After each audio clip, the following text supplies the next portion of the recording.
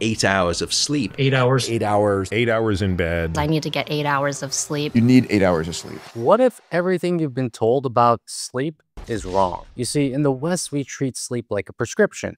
Get 8 hours or you're doomed to burn out. But in Japan, the average adult sleeps just 6 to 6.5 hours at night, yet they live longer, stay slimmer, and rank #1 in global life expectancy.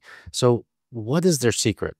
It's not genetics, it's not sleep trackers or miracle diets. It's cultural rhythm, a mindset that's quietly optimized for recovery in ways that the West has overlooked. So I spent weeks diving into Japan's daily habits, and what I found flips Western sleep science on its head. Let's break it down. Japan's average adult gets 6 to 6.5 hours of sleep a night. Meanwhile, life expectancy is at 87.1 for women and 81.1 for men, making them the highest in the world. Their obesity rate, just 4 to 6%. In the US, it's over 40%. So how exactly are they pulling this off? The biggest reason is that Japan doesn't optimize for quantity, they optimize for quality. So Western culture sees comfort as softness. You get foam pillows, weighted blankets, and plush beds. While Japanese culture sees comfort as alignment. They sleep on futons laid over tatami mats, and this helps keep the spine neutral, which minimizes micro-awakenings. They also cool down the room and they take hot baths 90 minutes before bed. And why do they do this? It's because they kickstart a drop in core temperature, which is nature's deep cue for sleep. I actually talked about it in this video over here about the nighttime ritual that I do every single night so I can go to sleep on cue. The most underrated part is the fact that they don't seek novelty, they actually thrive off of routine. Their days are meticulously scheduled and they closely resemble one another because they love to do things consistently.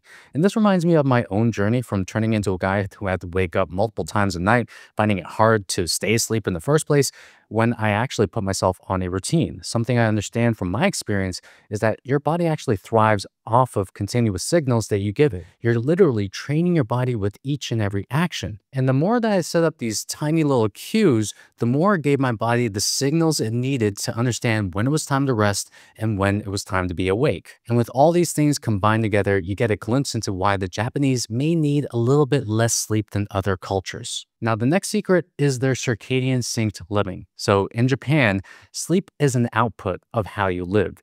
People walk everywhere, they move constantly, they take trains, they bike to work. All of this low-level activity keeps insulin sensitivity high and inflammation low. Their meals are structured.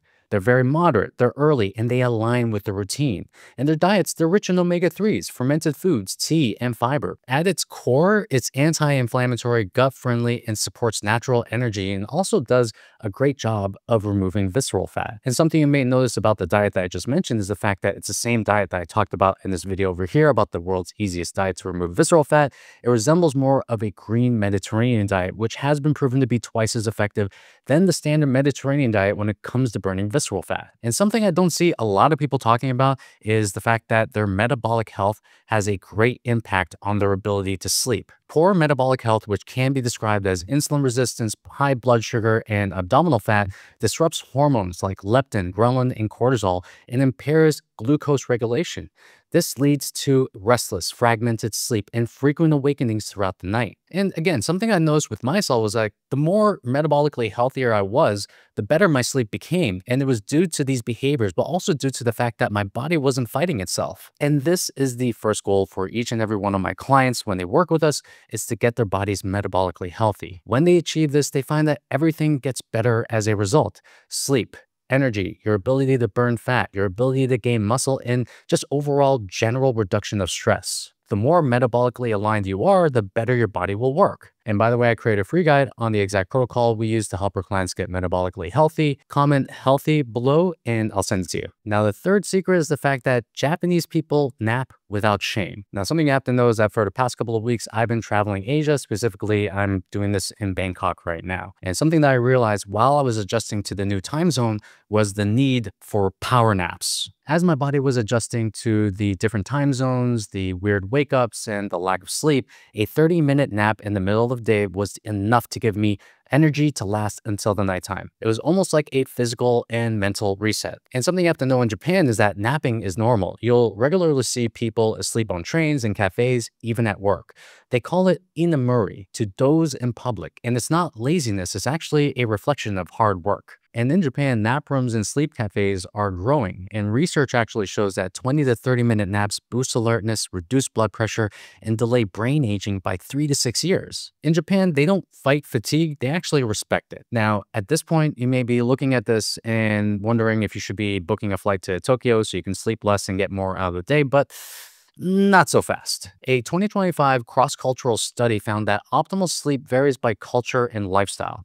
So in Japan, 6 to 6.5 hours is metabolic neutral because of all the things that they do to support recovery. What we have to understand is that it's multifactorial. The fact that Japanese people move more, they eat cleaner, they stress a little bit less, all contribute to needing a little bit less sleep. And you have to realize that they're not chasing perfection or quality sleep scores. They want the right amount of sleep by fixing their quality. Meanwhile, in the West, we eat at odd hours, we sit all day, we binge on blue light, and naturally, we sleep in chaos. So yes, most Westerners actually do need 7 to 8 hours because their lives are completely out of sync with their circadian rhythms.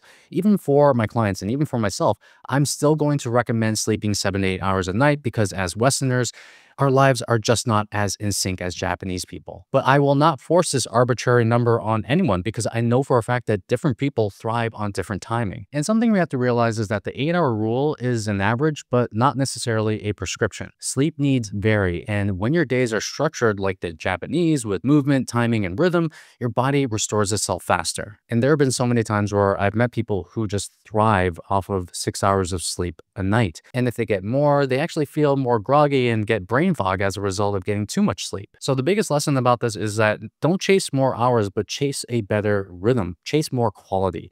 You don't need a new sleep mattress that cools down or a sleep tracker. You just need better rhythms and routines. So start here. Cool your room to around 65 to 70 degrees Fahrenheit. Take a hot shower 90 minutes before bed. Walk after dinner. Keep your bedtimes and meals consistent. Lower your lights 2 hours before bed and respect your tiredness. Do not override it.